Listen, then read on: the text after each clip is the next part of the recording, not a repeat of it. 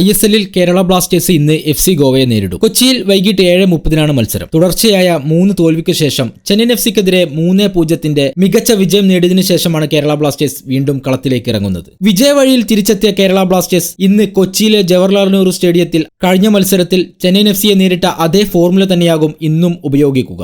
FC ഗോവയ്ക്കെതിരെ ഒരു വിജയം മാത്രം തന്നെയാണ് ബ്ലാസ്റ്റേഴ്സിന്റെ ലക്ഷ്യവും.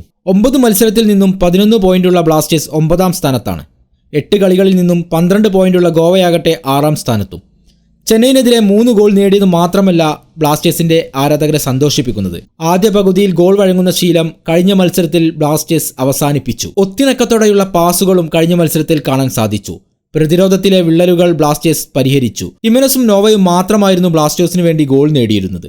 എന്നാൽ കഴിഞ്ഞ മത്സരത്തിൽ KP രാഹുൽ കൂടെ ഗോൾ നേടിയതോടെ ബ്ലാസ്റ്റേഴ്സിന്റെ ഗോൾ പട്ടികയിൽ ഒരു ഇന്ത്യൻ താരവും ഇടം പിടിച്ചു. ഗോൾ വലയ്ക്ക് മുന്നിൽ സച്ചിൻ സുരേഷ് കഴിഞ്ഞ മത്സരത്തിൽ മികച്ച പ്രകടനവുമായി കളത്തിലേക്ക് തിരിച്ചെത്തുന്നതും കഴിഞ്ഞ മത്സരത്തിൽ കണ്ടു.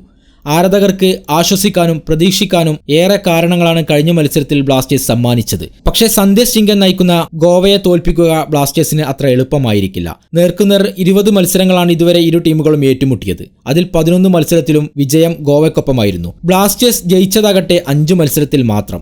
4 മത്സരം സമനിലയിലും അവസാനിച്ചു. ഗോവ കരുത്തരാണെന്നും വിജയം അത്ര എളുപ്പമാകില്ലെന്നുമാണ് ബ്ലാസ്റ്റേഴ്സ് കോച്ച് പറഞ്ഞത്.